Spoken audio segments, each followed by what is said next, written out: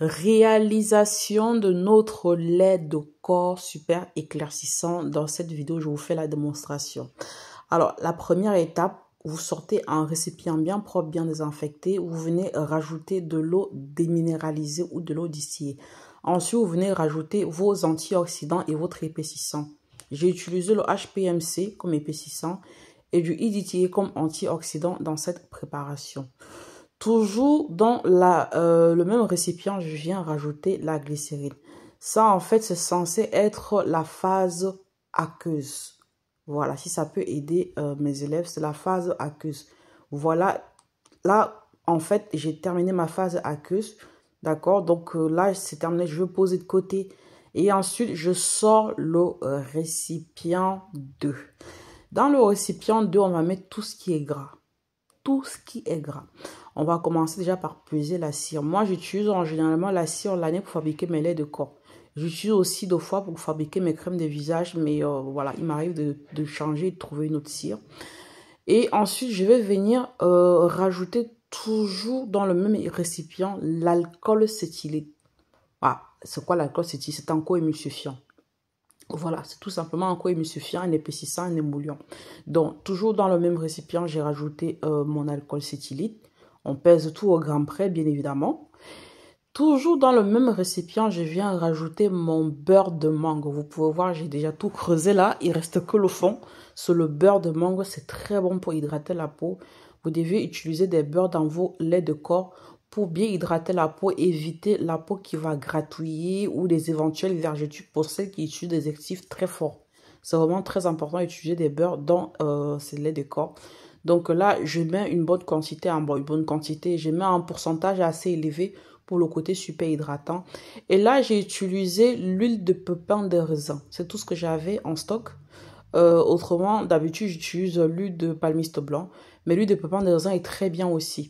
Et là, toujours dans le même récipient, je viens rajouter l'acide kojique dipalmitate. Acide kojique dipalmitate. C'est l'un des actifs qu'on peut mettre dans la phase huileuse car ça supporte la chaleur jusqu'à 80 degrés. Je préfère préciser pour que des gens ne disent pas oui, pourquoi tu as fait ci. Voilà, je vais vous expliquer pourquoi je le mets là-dedans. Ça supporte la chaleur jusqu'à 80 degrés. Là, les 2 récipients vont passer au bain-marie. Ok? Pendant ce temps, je vais venir préparer ma phase de refroidissement.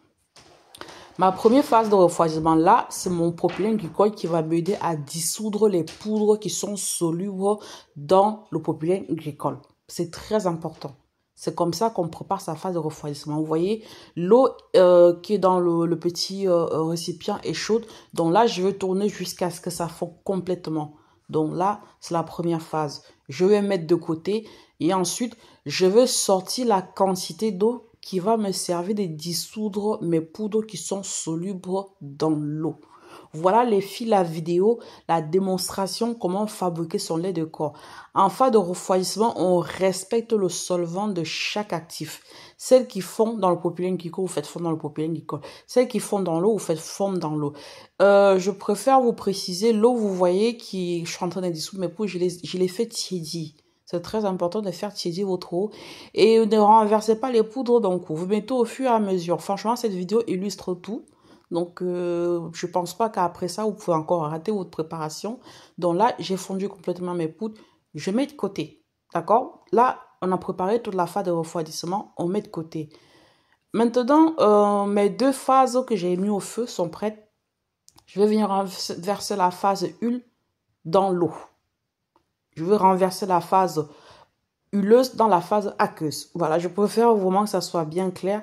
Ça, c'est une émulsion. Je tourne pour créer une émulsion. D'accord? Je vous ai toujours expliqué dans mes vidéos, je tourne toujours avec la spatule histoire de bien mélanger. Désolé, là, mon téléphone n'arrêtait pas de gigoter. Pour bien mélanger avant de commencer à mixer. Donc là, je suis allée sûrement choper mon mixeur et je l'ai sûrement planqué plus loin.